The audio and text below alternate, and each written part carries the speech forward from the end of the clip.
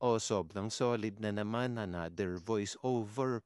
Kwentuhan, 5 minutes to eh. Hindi ko alam kung i-edit ko Pero depende pag gaano kahaba yung hinabot ng kwentuhan natin. So, ngayon, 4 and 52 minutes, ito.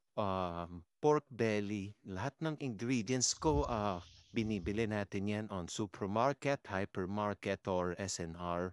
Ayan lang. Tapos yung stove, nakikita mo naman, yun day.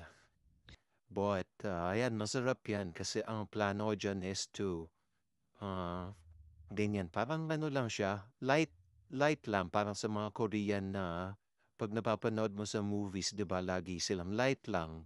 So, gusto ko ganun lang, pero hindi ganun ka-raw. So, as much as possible, gusto ko lang sila ganyan kakulay, tapos, dadalhin ko sila sa stove mamaya, or ay sa stove, sa microwave. Pero ayan, ito pa isa, SNR New York brand. Sobrang sarap nan. Try nyo yan. As in yan lang yung hotdog na kinain ko sa buong buhay ko.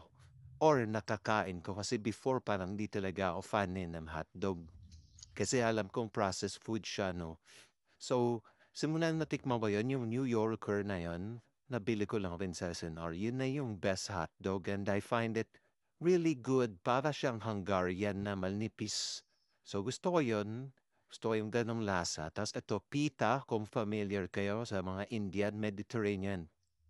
Yan, pita, yung basta yung bilog sa shawarma yun. So ayun yung gagawin kong laman nun. Tapos yun yung gagawin kong parang carbs. Pero di ko sure kung yun yung carbs Basta yun lang. Gusto ko lang siya gawing carbs kasi ayaw mag-rice eh. Gusto ko lang may pinapapakaho tapos at the same time gusto ko may meat na laglag pa. Siyempre babalik na Jack malinis naman yan na. Kayo naman masyad parang ginudge nyo ako doon 2 minutes pa lang parang gusto niya na alisin yung video. Wag, magkwentuhan ba tayo dito? Kita mo naman. Hindi ko makuha kaya ginamit ko pa ng kamay.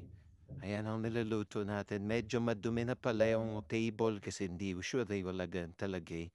Tapos ito, pinatong ko na lang yung cellphone ko dito sa parmesan. Kasi hindi ko magawa eh. So, ayan yung step. Pita tapos pork tapos New Yorker hotdog, no? So, ayan, ginawa kong ganyan. Tapos lalagyan natin yan ng tawag dun? Mustard. Kasi mahilig ako sa mustard din. Kung sa inyo, hindi kayo mahilig. Kumain kayo niyan, sobrang solid niyan. Kumuha ng mustard, medyo matagal pala yung pagkuha ko. Nung sana mabilis lang.